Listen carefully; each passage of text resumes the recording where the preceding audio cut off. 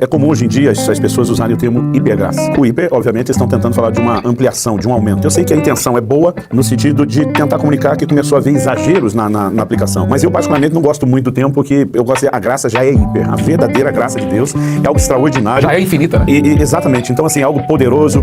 Eu prefiro só reconhecer que há pessoas que estão distorcendo o verdadeiro sentido da graça, daquilo que a Bíblia diz, do que apenas chamá-la de hiper. Em Judas 1,4, a Bíblia diz que certos indivíduos, cuja sentença de condenação foi promulgada há muito tempo, se infiltraram no meio de vocês sem serem notados. Eles são pessoas ímpias que transformam em libertinagem a graça de nosso Deus e negam o nosso único e soberano Senhor Jesus Cristo. Então, haviam pessoas distorcendo a graça desde o início, né, da era cristã. O apóstolo Paulo mesmo, quando escreve aos Colossenses, ele começa a falar de uma dimensão de frutificação singular. Eu acho interessante a referência que ele usa. Ele diz o seguinte, ele diz o evangelho está produzindo fruto, crescendo em todo mundo, né? Ele diz desde o dia em que vocês ouviram e entenderam a graça de Deus na verdade. Então, acredito que não apenas ouvir sobre a graça, mas entendê-la é o que gera a frutificação do evangelho na vida da pessoa e na expansão. Então, eu acho que nós temos um conceito equivocado, porque como Efésios 2 diz, pela graça sois salvos mediante a fé, a gente pensa na manifestação da graça só na conversão, né? Isso faz com que a gente olhe para a salvação de uma forma limitada. Então significa que em algum momento a gente, em vez de desenvolver, pode abortar. Em relação à graça, eu acredito que a gente precisa pensar em que ela não apenas nos conduz à conversão. A graça é o maior remédio, o maior antídoto de Deus contra o pecado. Dietrich Bonhoeffer, o teólogo alemão, dizia que uma graça que nos livra da condenação do pecado, mas não do poder do pecado, é uma graça barata. Qual a distinção?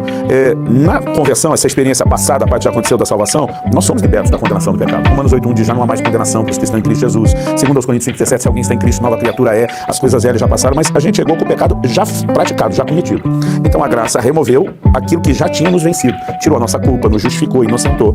Mas quando a gente fala da graça trazendo livramento não só da culpa, mas do poder, é a capacidade de dizer não ao pecado daí para frente, que é o famoso exemplo de João 8 da mulher adúltera, né? Jesus diz, em primeiro lugar, eu não te condeno, mas depois ele diz, vai e não peques mais. Eu acho que é essa a segunda parte da mensagem que as pessoas estão confundindo, porque elas acham que a graça, né, é quase que uma complacência, uma permissão para pecar, quando na verdade a graça é a maior força libertadora do pecado.